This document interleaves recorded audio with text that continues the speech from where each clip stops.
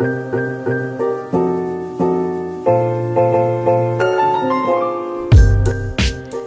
dans notre épisode 5 des rubriques de Tivoli. Je m'appelle Adèle Verbruge et c'est moi qui vous présente cette émission.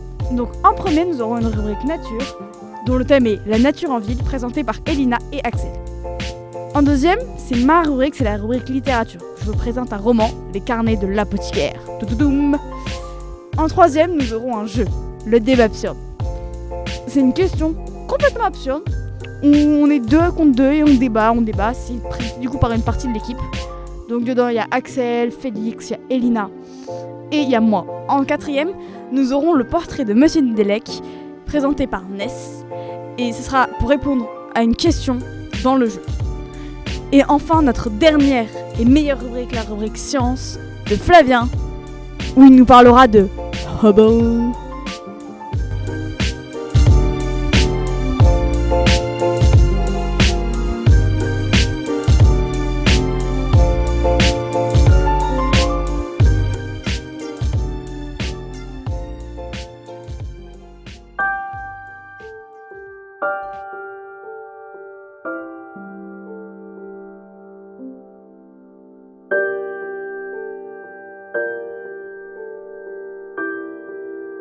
La nature en ville.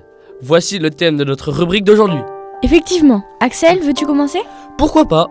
Tout d'abord, je vais parler des espaces verts présents dans les villes. On peut en trouver dans les parcs, par exemple, mais aussi en bordure de route, ou sur les trottoirs, mais encore dans les jardins, ou dans les stades.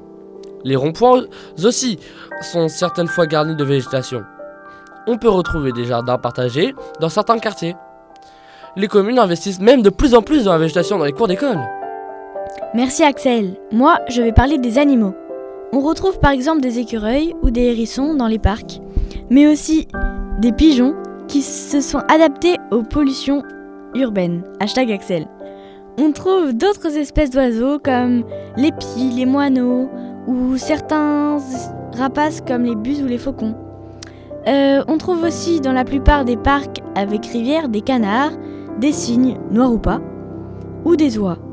Les chauves-souris profitent aussi de ces espaces en se nourrissant des moustiques et petits insectes nocturnes. Les petits rongeurs nocturnes vivent dans les caves ou greniers des maisons. Certains animaux se promènent dans les rues, avec ou sans leur maître, comme les chiens ou les chats.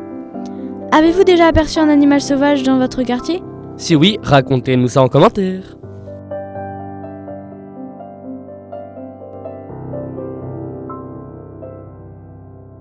Merci, c'était trop bien, j'ai surkiffé, franchement on a appris beaucoup de choses. Alors c'est à mon tour de vous parler, donc je me laisse la parole à moi-même.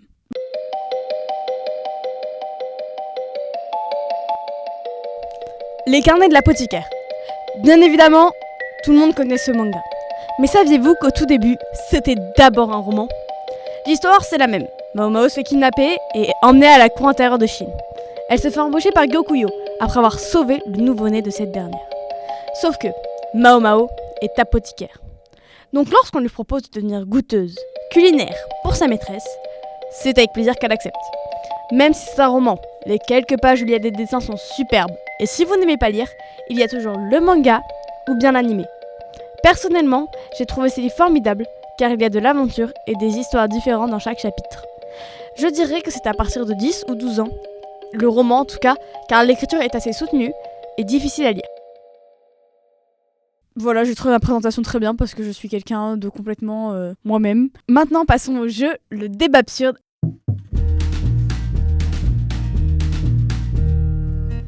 Bienvenue dans notre nouveau jeu, le débat absurde. Notre question du jour. Les chauves, ils se lavent la tête avec du shampoing ou avec du gel douche ? Il y a 2 teams dans l'équipe et là, je vais pas vous mentir du tout. Il y a la team gel douche. Ouais. Et il y a la team shampoing. Ouais. Team 3 en 1. Mais voilà. Il y a pas de discussion possible. Quand il fait chaud, on voit le crâne qui lui, on dirait il a mis de l'huile. Il faut mettre un shampoing, il faut nettoyer quelque chose. Et puis le shampoing, ça sert pour plein de choses différentes. Le shampoing, ça lave le cuir chevelu. Que t'enlèves ou que t'enlèves pas les cheveux, c'est quand même pour laver la tête, c'est tout. Oui, mais le shampoing, c'est fait pour laver les cheveux. Mais non, c'est Et le ils cuir sont pas chevelu. de cheveux. C'est le cuir chevelu. Oui, mais Elina, quand il y a la repousse, on fait comment ? Bah dans ce cas-là, ils sont plus chauves. Moi, je pense que du coup, le crâne, ça reste de la peau. Du coup, ça se lave comme toutes les autres peaux. Ouais, je suis d'accord. Oui, mais imaginons. Tu commences à avoir des tout petits cheveux qui repoussent. Tu sais, comme le curé là, avec le. Ah, j'ai plus le nom. Genre les moines, Ouais, les moines, c'est la même. avec les cheveux tout autour. Ouais, c'est ça. On a là. Avec une calvitie naissante. Ouais, voilà. Quand ils commencent à avoir une calvitie naissante, tu vois, ils se rasent. Et puis ça repousse un petit peu. Bah, Et là, il n'y a pas assez de matière pour raser. Ils font comment? Ils vont pas mettre du gel douche sur leurs petits cheveux? Ouais, j'avoue, c'est galère. Bah, s'il met du shampoing uniquement sur un petit cheveu, viens après, il met du d'abandonner gel douche Axel. partout. Non, il met du gel douche Mais partout. rip le mec, ça veut dire Oui. qu'il met du shampoing quand même. Mais c'est pas Non. grave. Lisez les étiquettes des bouteilles de shampoing. Vas-y, Il y a ça marqué dit quoi cuir chevelu. Le cuir chevelu, c'est la peau. C'est la peau. Il est chevelu ou pas? Mais non, Il parce ne que l'est c'est pas. cuir chevelu, c'est pas juste cuir, sinon on serait des vaches quoi. Mesquine. Mais du coup, c'est des... c'est des vaches. Ils commencent à avoir des petits poils qui repoussent. Ils ont besoin de ce cuir pour petits chevelus. Petits chevelus prime. Tu penses qu'on est des chevaux ou qu'on est des humains? C'est à toi de voir. Moi je dis vraie question, bah Si on est des vaches. faut une interview en fait, faut demander à Moi, quelqu'un. je pense des qu'il délais. faut demander à quelqu'un de très très spécialisé dans le milieu. Donc, je pense qu'on devrait aller demander à M. Nedelec. Je suis d'accord. Je suis pour. Rappelons quand même qu'il avait une queue de cheval il y a quelques temps. Ouais, j'ai vu la photo. Pareil, J'ai pas c'était vu la photo, je traumatisant. veux trop la voir la photo. Peut-être il nous la donnera en exclusivité. Bah, s'il nous la donne, on vous la met en Elle description. Et on parle, on va se débrouiller pour avoir Débattez une dans petite les interview commentaires. pour connaître la réponse. Voilà. Débattez dans les commentaires. Débattez dans les commentaires. There's a horizon, a whole new way to see. Just look at yourself and be what you wanna be. Now there's a horizon, a whole new way to see. Just look at yourself and be what you wanna be. Bonjour Monsieur Nedelec, donc pouvez-vous vous présenter en quelques mots? Bonjour, donc Patrick Nedelec, je suis CPE sur le collège depuis 37 ans. Qui suis-je? Je suis une personne tout à fait normale qui a été scolarisée à Tivoli et puis qui devait se diriger vers d'autres cieux. Et puis le hasard de la vie a fait que j'avais besoin d'un petit travail, donc je suis revenu sur Tivoli pour avoir un travail de surveillant. Et l'histoire a fait que finalement ça m'a beaucoup aidé, ça m'a permis de me réaliser humainement et puis j'ai fait un choix à un moment donné de rester sur la durée et de faire une formation pour devenir CPE. D'accord, et qu'est-ce que concrètement un CPE? Alors un CPE, c'est je dirais un personnage assez central dans l'établissement. L'objectif premier, c'est de faire en sorte que tout se passe bien au niveau de la vie scolaire, donc gérer des équipes pour qu'on puisse accueillir chacun d'entre vous, donc en tant qu'élève, vérifier que vous êtes bien présent, vous accueillir, assurer votre sécurité, assurer donc toute l'organisation de la vie scolaire, vos emplois du temps, les activités diverses et variées, et puis être aussi à votre écoute lorsque vous rencontrez des difficultés par rapport à votre quotidien. Donc en gros, c'est un facilitateur de vie. D'accord, et quelle a été votre plus belle expérience depuis que vous êtes à Tivoli? Alors là, plus belle expérience, je dirais qu'il y a eu des belles expériences et puis des moments un peu difficiles, mais l'ensemble reste une très belle expérience humaine. C'est-à-dire, on apprend sur soi. Vous nous apprenez en tant qu'élève beaucoup de choses sur nous, parce qu'on est obligé aussi de se remettre en question.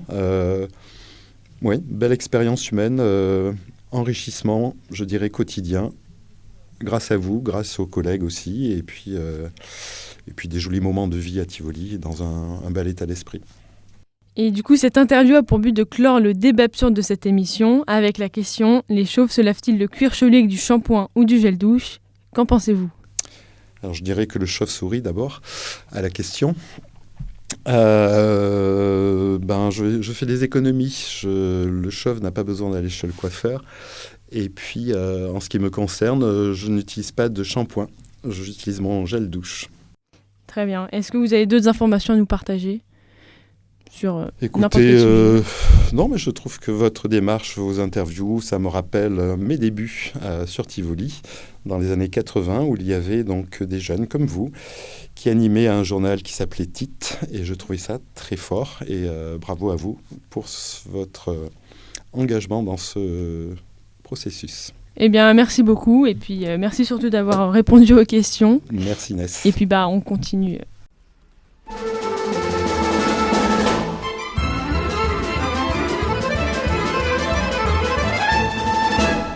Un grand merci à Ness et à M. Delec pour cette super interview.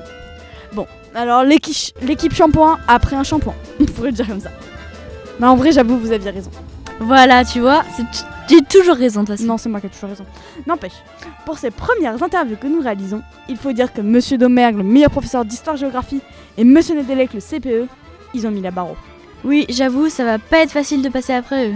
Ouais, mais il y a beaucoup d'autres personnes super intéressantes à Tivoli. C'est la page de pub pour Tivoli ou quoi là? Oui, mais non. Mais il faut le dire quand même que tous les établissements n'ont pas la chance, comme nous, d'avoir des adultes sympas, intelligents... Et chauve. Sans commentaire. Sans commentaire, Ellie.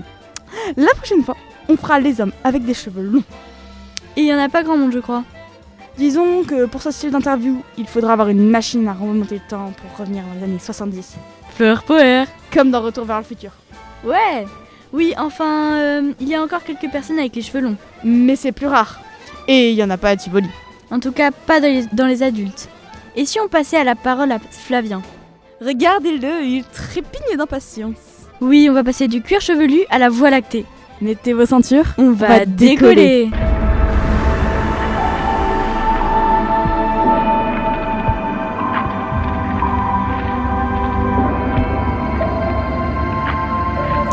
Bonjour, aujourd'hui je vais vous présenter un texte sur l'arrivée de Edwin Hubble. Edwin Hubble est un grand scientifique qui a ouvert le monde sur l'univers.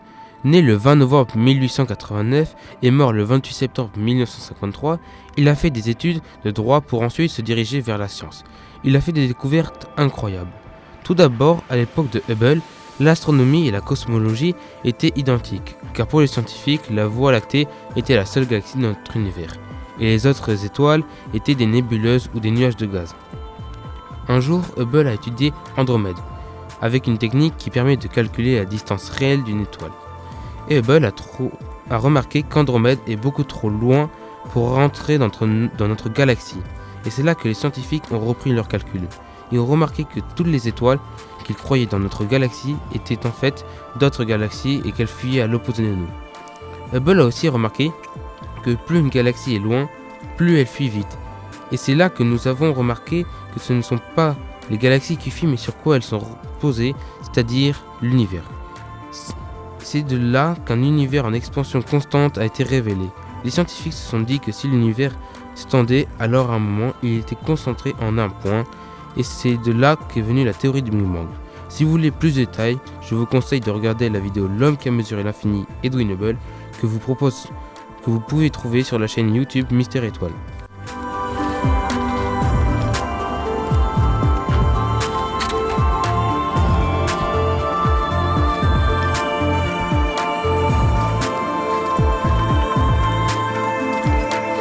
Merci Flavien, c'est décidérant. Intersidéral, oui. Et c'est le moment de nous quitter. Oh. C'est aussi le moment de vous dire 3, 2, 1, bonne année!